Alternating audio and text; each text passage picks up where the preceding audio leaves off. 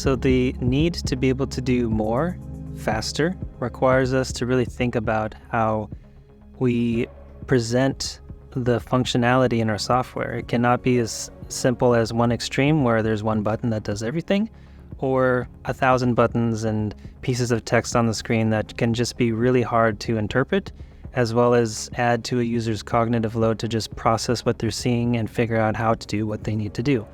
So there's a balance of being able to capture that, really understand the user's intention of what they're trying to capture and give them what needs to be at their fingertips, but also allow them different ways to accomplish the end result. So that might mean for one job, having complete control, getting in there, really dialing into the settings or abilities to accomplish things, or for most of what they're working through, quickly getting through the software, getting through things, not needing to spend a lot of time, which also helps reduce errors. The more time you spend trying to figure out things or battle the tool, the harder it is to get what you want or get it accurately. And so when we think about the design process for that, it's how do we get the best of both worlds and really hone in on what our users or a certain user segment needs to have for that, because it's not always the same for one industry versus another.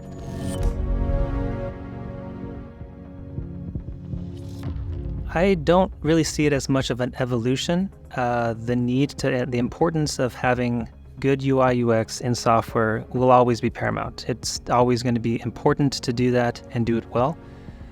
So when I say it's not so much an evolution, I think the way we capture the user intentions, the user's goals, how users use our software is going to kind of graduate up into a modern sense where we're capturing analytics, we're being able to empirically and quantitatively understand, okay, this is the route that users go through our software, this is what they're tending to do or not do, and help shape our focus in the software development side in building that up, adding more functionality, adding more features, improving that flow, making it faster in those areas as opposed to less important, less used things. And so being able to capture that through analytics and metrics, that importance is going to increase.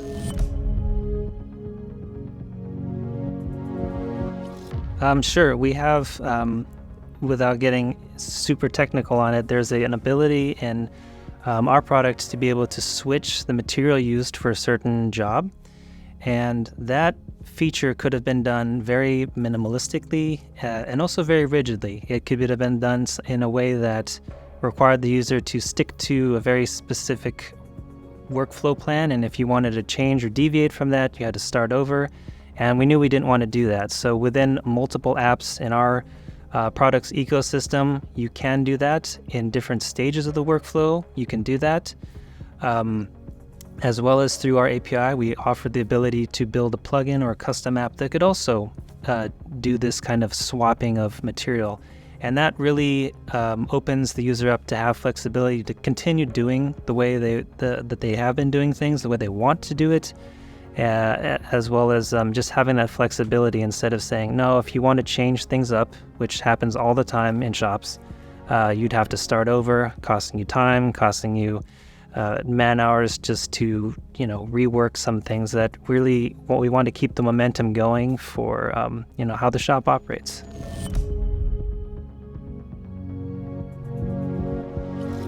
So it's incredibly important to be well connected with your customers, both on a personal level through the interactions we have directly with customers. It can be an email, it can be a phone call, better yet an on-site where you're there at their facility, seeing their operation, asking questions, having an interactive dialogue with them. But if that's not possible, which it's not for every single user you have, it's through other means where you can collect it. It can be a survey, it can be a suggestions portal, a feature request forum for users to kind of voice their requests.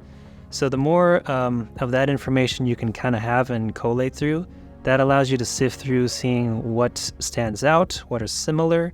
You work through factors like the impact and the value proposition to say, if we were to implement this, how much time or money or machine saving, you look at the factors of how that would help customers.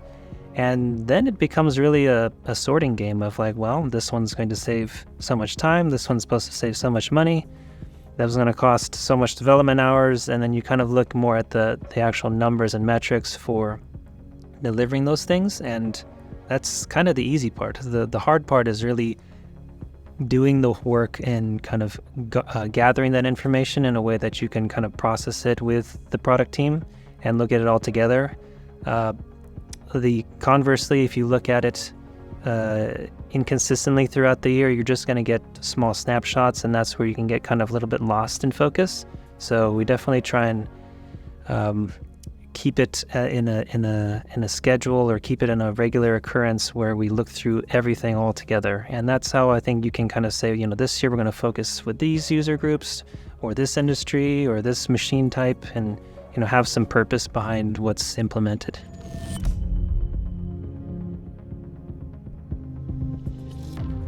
Yeah, so the connectivity of, I guess, say, technology that either helps us collect data, so the IoT devices where there's sensors, measuring electricity usage, measuring sounds and things like that in the shop. So the data collection piece, as well as the interpretive piece. So when we think of AI, at least in a practical sense, it's helping users and companies make sense of a lot of data and information quickly. It could be through summarizing, it could be through looking at historical trends. I see those kind of tools and technologies propagating into UI/UX design, where a user can quickly see this.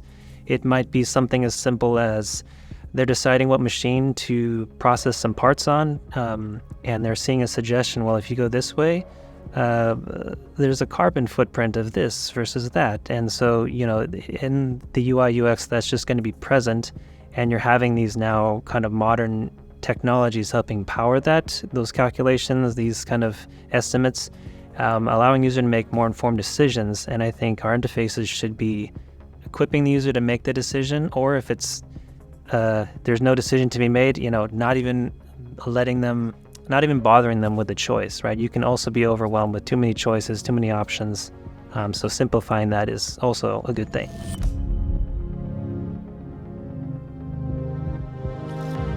Yeah, when I think about this, I think about like smart homes, where at first it was very easy to come up with a device or a switch or a light bulb or something that was smart, right? It was able to do something really well in and of itself.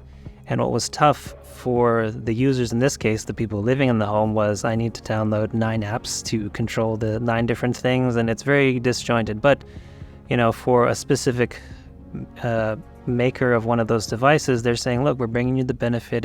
You can control your light bulb from your phone, and that was great.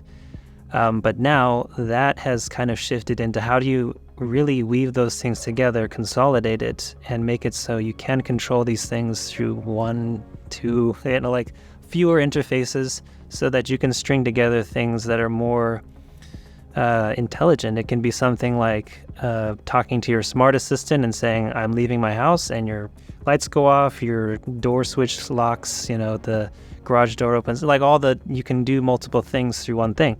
And I think our manufacturing space is going to have that trend where, you've got all this data and it can be siloed, but, you've got the things working well in and of itself. So the CAD/CAM programming, the shop floor, the logistics, the quoting, and the back office that are dealing with the administrative things, being able to connect to those things and have it not, you can have them all in the shop, but I think over time they're going to be more united and connected with one another, so that things like, it can be an AI powered analytical thing, giving suggestions, noticing trends, noticing warnings and risks.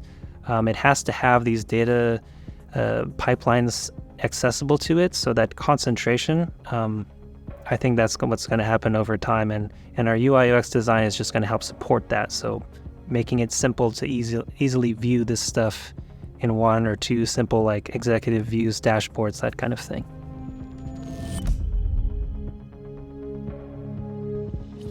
Yeah, for a seamless experience, it's got to blend in. The usage of your tool has to blend in with what you're trying to do. When I think of seamless, I think of like maybe a soccer referee. The good ones, you don't even notice they're there. They're obviously required to facilitate the game, call files, do the necessary administration of that game, but you don't notice them. And so for our software tools, especially in the manufacturing space, it should not be the thing you're fighting or resenting to use every day. It should help you accomplish the ultimate goal, which might mean, more on-time delivery, higher margins on your quoting.